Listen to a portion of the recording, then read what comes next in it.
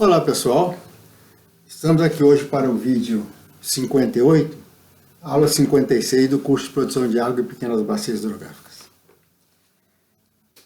No vídeo anterior, nós comentamos a respeito de não utilizar, não nos preocupar com o fenômeno da interceptação no dimensionamento das estruturas de conservação. Quando nós dimensionamos terraço, caixa, barraginha, às vezes a gente não usa a interceptação. Isso porque nós estamos trabalhando com pastagem. A interceptação, considerando que a interceptação na pastagem ela é pequena, então você talvez não precise usar. Se quiser, nós mostramos lá qual a possibilidade. Que a gente pode, se quiser considerar, pode considerar. Claro, se tiver uma vegetação arbórea, tá? Floresta, vegetação arbustiva, então aí a interceptação pode ser maior e aí ela precisaria ser considerada. Tá bom? Bem, mas daquele dimensionamento nós também não falamos a respeito da evapotranspiração. Por que não usar? Então você pode dizer assim, olha, você não usou, você não falou nada sobre a evapotranspiração naquele sistema. Quando você dimensionou, não falou na evapotranspiração. Então vamos mostrar por quê. Olha, nós usamos, num dos cálculos lá, naqueles cálculos, nós usamos uma chuva intensa de 50 milímetros por hora com 15 minutos de duração. Então, o que nós usamos dessa chuva para fazer o cálculo daquelas estruturas? Nós usamos a lâmina esquadra. Então, você usou foi isso aqui, ó, a lâmina de enxurrada. Então, como é que essa lâmina foi calculada? Olha, 50 milímetros por hora, a intensidade da chuva, menos 10 milímetros por hora, num caso lá, por exemplo, aqui, que esse aqui é a velocidade, esse aqui é a velocidade de infiltração básica, tá? E você dividiu por 60 minutos por hora, multiplicou por 15 minutos, estou repetindo o cálculo que a gente fez lá, então você tem uma lâmina de 10 milímetros. Nós usamos essa lâmina de 10 milímetros para calcular o volume de água que sai daquela encosta por enxurrada e qual é a estrutura que nós precisaríamos dimensionar para segurar esse volume de água. Bem, então olha o seguinte, a evapotranspiração ela vai agir por causa disso aqui. Então isso aqui você vai ter essa água, essa velocidade de infiltração básica que vai levar a água para o interior do solo, tá? E desse interior do solo, naquela camada de umidade, a planta vai retirar e vai transferir isso para a atmosfera em forma de transpiração. Então, na verdade, na evapotranspiração, a fase mais importante é da transpiração. Quase toda, a maioria do volume transferido por evapotranspiração é transferido por transpiração. Então, a transpiração vai agir aqui nessa quantidade de água. Então, ela já está agindo, a evapotranspiração está agindo num sistema natural. Esse sistema já está lá, trabalhando, ele já está considerado na vazão, ele já está sendo considerado naquela vazão do curso d'água, nascente do curso d'água. Então, como nós vamos usar a lâmina, nós vamos usar a lâmina escoada superficial, a lâmina de enxurrada, e com esse período, se a chuva é intensa de 15 minutos só, nesse período, praticamente você não vai ter evaporação. A evaporação vai ser muito pequena, nesse intervalo, então ela é pequena. Então, como a evaporação é pequena e a grande maioria vem da transpiração, então a evapotranspiração mais dominada pela transpiração, e como a transpiração está sendo retirando água da região de umidade, ou seja, daquele volume que foi infiltrado, essa lâmina de água está isenta desse tipo de fenômeno. Então aquela lâmina de água de 10 milímetros, praticamente ela não tem influência da evapotranspiração, a não ser um pouquinho de evaporação, tá? Talvez não precise ser considerada, tá? De qualquer maneira, se ela for considerada, ela vai diminuir aquela lâmina. Se diminuir aquela lâmina, você vai ter mais segurança da estrutura que nós dimensionamos. Nós vamos dimensionar uma estrutura com capacidade de segurança de não deixar que aquela água vá embora. Ok? Bem, vamos mostrar coisa interessante. Vamos supor que você tem uma encosta, aí você fez um terraço. Vou ampliar, vou botar uma bola maior aqui, ficar mais fácil. Você tem uma encosta, aí você fez um terraço, tá? Pronto. E esse terraço tenha como você tenha, por exemplo, 40 centímetros de largura e tem uma profundidade aqui, ó, uma profundidade de 30 centímetros. Aí você tem, só numa pastagem, vamos pegar a pastagem, aí você tem uma planta, pastagem aqui, uma planta, e essas plantas da pastagem, elas estão com sistema radicular, tem sistema radicular até vamos pôr aqui, sistema radicular 25 centímetros de profundidade. A predominância, claro que você tem uma raiz ou outra mais profunda, mas a massa radicular está nesse ponto. Então, olha aqui, o que está acontecendo? Você está colocando, olha, essa água que está armazenada aqui, ela vai infiltrar mais para a parte do fundo, ela vai um pouquinho para a parte lateral, mas essencialmente para a parte mais do fundo do canal, desse terraço. Então, essa água que está penetrando aqui, ela vai penetrar abaixo dessa camada, abaixo da camada de influência das raízes. Então, ela não vai ser retirada por transpiração. Então, esse volume que está aí, ele não tem mais, a planta não tem mais acesso a esses volumes que estão infiltrando a partir do fundo aqui. Então, nós temos mais ou menos a garantia de que aqueles volumes infiltrados ali vão ter oportunidade de descer por percolação até o aquífero. Por quê? Porque eles estão independentes da possibilidade de ser retirado por transpiração. Bem, se você tiver, ao invés do terraço, você tem uma caixa, muito mais, você tem uma caixa que você faz uma caixa de profundidade bem maior, profundidade aqui, por exemplo, 60, 70 centímetros, 80 centímetros de profundidade, então a água que infiltrar aqui, então vai dar bem abaixo do sistema radicular. E a planta só vai retirar essa água infiltrada aqui se o sistema radicular for muito profundo. Então o sistema radicular tiver uma profundidade maior do que a profundidade desse fundo dessa camada. A mesma coisa acontece com a barraginha. Se você fizer uma barraginha aqui, ó, essa barraginha, por exemplo, ela tem 50 centímetros de profundidade, 0,5 metros de profundidade. Então, se a planta aqui do lado, ela tiver, o sistema radicular não tiver mais profundo que isso aí, a água infiltrada pelo fundo dessa barraginha tem a oportunidade de descer até o aquífero. Bem, nós temos um risco, tá? Nós já falamos em vídeos anteriores lá, quando falamos de umidade do solo, né? Que é possível que o solo tenha aqui. Você pode ter a superfície do solo, aqui, e abaixo da superfície do solo, 50 centímetros, 30 centímetros, 50 centímetros, 1 metro, você pode ter uma camada adensada. Então a água infiltra aqui, ela infiltra.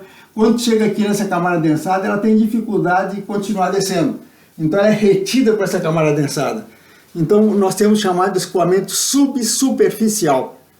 E esse escoamento subsuperficial, ele às vezes não vai atingir o aquífero. Por quê? Porque ele pode até emergir. Isso aqui pode ser uma encosta, pode chegar numa encosta aqui, por exemplo, uma encosta, essa camada impermeável pode praticamente aflorar e essa água emergeria aqui e o córrego está cá embaixo e ela vira aqui, para chegar no córrego, praticamente ela vira um escoamento superficial. Então você não tem que ter cuidado com essas camadas impermeáveis. Se ela tiver acima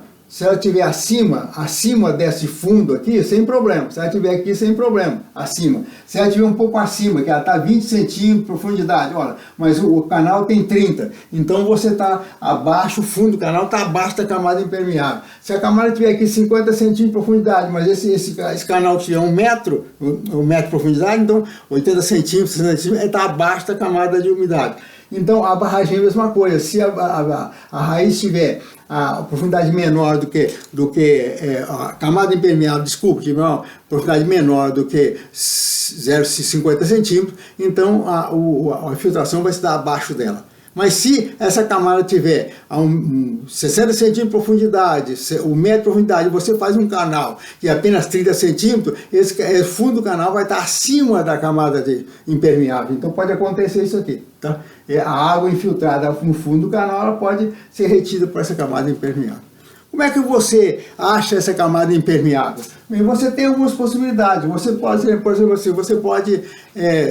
nessa região pode ter uma estrada Uma estrada, você tem um corte numa estrada, então nesse corte você verifica a existência de camadas de solo com cor diferente ou com aspecto diferente, né, ao longo desse perfil. Então o sinal de que você tem cada faixa dessa diferente, ela tem uma constituição física diferente e pode ser uma camada adensada. Bem, se você tiver, você pode fazer um teste aí para ver. Você pode pegar raspar uma área dessa, limpar essa área e com uma faca, uma ponta qualquer, você pode tentar enfiando essa ponta de faca ao longo dessa coisa. E quando você chegar numa camada aí, a faca tem dificuldade, a ponta de faca tem dificuldade de você introduzir a ponta de faca. Sinal de que esse solo desse posição está bem mais denso, tá? E pode ser uma camada impermeável. Ou então, você pode usar um equipamento chamado penetrômetro, tá? Você pode ter um penetrômetro, que é um equipamento, nós falamos sobre ele no vídeo 37, que é uma haste que você introduz no solo, tá? E essa haste você vai introduzindo com uma certa pressão e a hora que ela encontra uma camada bem adensada, ela exige um pouco mais de esforço para vencer essa camada. Então você pode ver qual o esforço necessário, tá?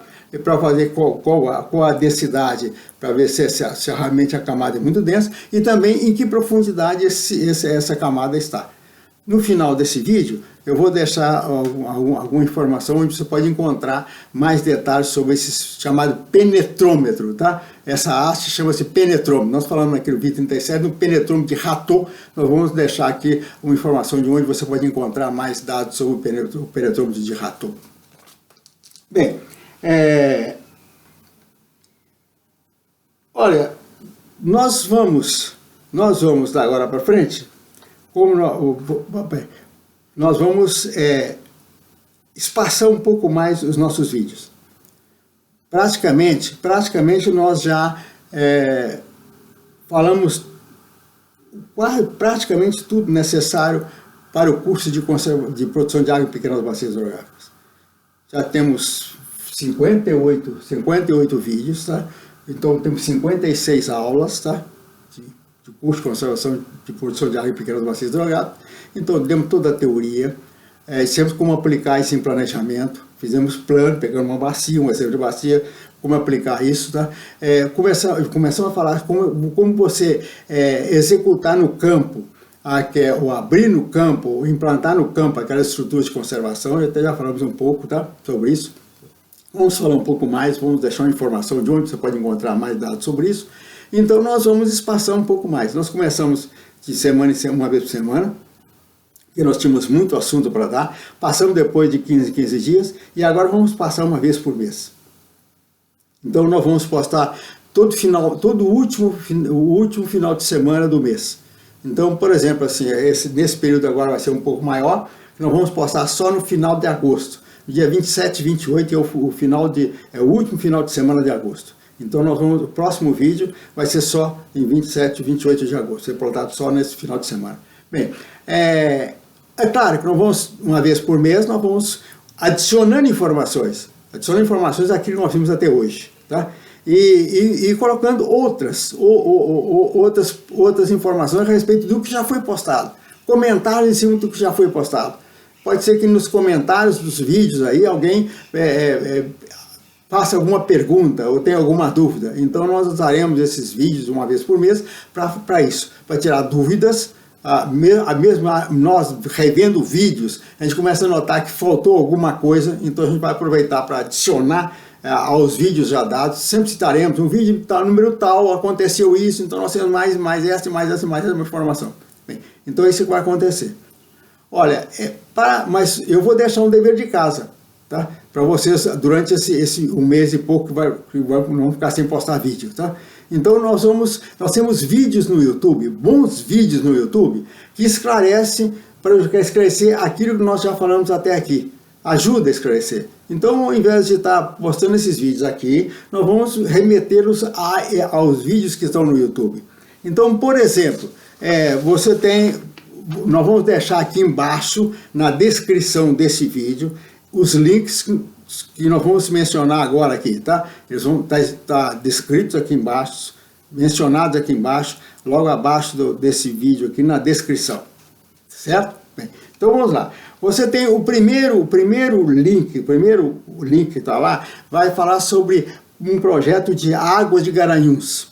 Esse projeto mostra como construir terraços em encosta, tá? Tem um vídeo mostrando a construção de terraços em encosta. Em encostas menos inclinadas, ele mostra um terraço sendo feito com um trator agrícola comum, usando um arado de disco. Então, terraço de base estreita, tá? Que é o que nós aconselhamos. O máximo que puder, terraço de base estreita, tá? Bem, olha, mas aí ele mostra como se a encosta for um pouco mais inclinada e for perigoso usar esse trator comum numa encosta mais inclinada, tá? Então, o que fazer? Ele mostra a construção do terraço numa encosta dessa usando tração animal. Aí você pode dizer assim, mas esse negócio já existe ainda? Tração animal ainda existe no Brasil? Sim, em algumas regiões brasileiras nós ainda temos a possibilidade de usar tração animal e um arado para tração animal, tá? Então, é interessante, numa encosta bem mais inclinada, você consegue fazer terraço de base estreita usando a mecanização animal. O segundo vídeo, o segundo link, trata da construção, da marcação de terraços e canais, etc. em nível. Se você tem uma área maior, tá, você vai usar, por exemplo, pode usar um aparelho topográfico, pode usar um nível óptico. Mas se a área é maior e o nível óptico é um equipamento caro, você não tem um nível óptico, então você teria talvez contratar um profissional, um topógrafo, um agrimensor que tenha um equipamento desse para marcar as curvas de nível para você, no nível. Bem, mas se a área é pequena, inclusive aquela bacia que nós falamos aqui, as áreas são pequenas de terraceamento. Então não vale a pena, às vezes, você contratar um topógrafo. Se você tem, às vezes, dificuldade num profissional desse, ou ele vai estar cobrando caro, e você não precisa, não precisa contratá-lo. Você pode fazer isso usando equipamento de construção doméstica, que muito comum, chamado pé de... Você pode usar a mangueira de pedreiro, tá? Mas você pode usar um equipamento chamado pé de galinha, tá? Que é de construção muito simples. Então esse segundo link aí, o segundo grupo de link, do item 2, ele vai mostrar como construir e como usar um pé de galinha na marcação de terraços em nível, tá? Bem, o terceiro grupo aí é o seguinte: você tem... Eu disse lá no primeiro aí, que você vai ver usando tração animal. Mas se você não tem tração animal e a encosta tem inclinação maior, tem declividade mais alta, não dá para usar um trator normal. Mas já existe no mercado hoje tratores, equipamentos para chamada agricultura de montanha. O pessoal do café, por exemplo, muito café para produção de montanha, você já tem fabricantes produzindo máquinas para isso. Então você tem hoje no mercado aí um trator chamado Antônio Carraro, que é fabricado pela Tramontina. Apenas dar um exemplo, não estou fazendo propaganda apenas dando um exemplo que existe essa máquina, Antônio Carraro. E esse trator, segundo a descrição dele lá, ele pode trabalhar em declividade até 50%. Tá? Então é um trator que pode trabalhar fazendo curva, trabalhando em nível, fazendo terraço em nível, em declividade de até 50%, segundo a propaganda. Tá? Não precisa ser tanto, talvez não precise ser tanto, uma declividade de 30%, 40%, tá? Você pode fazer terraço usando esse trator. E para uma boa eficiência trabalhando numa área dessa, é preciso você usar um arado de Iveca, em vez de usar um arado de disco para trabalhar em encosta. Uma arado de Iveca. Então você existe já no mercado fabricantes de arado de Iveca. Então no segundo vídeo desse conjunto aí, no link aí, você vai encontrar um arado de Iveca de uma lâmina apenas, tá?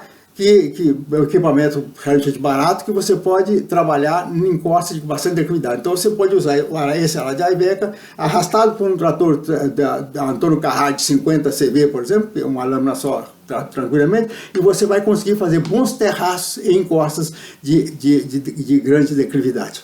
Bem, olha, naquela grota da bacia que nós usamos, da pequena bacia que nós usamos para projetar, nós falamos numa encosta, construímos um canal abaixo de uma encosta que tem alta declividade. Eu disse que aquela encosta era uma pastagem, praticamente ela não tem nenhum valor econômico, que eu pensaria mais para frente deixar aquela área ser regenerada naturalmente. Tá? Então, como fazer isso?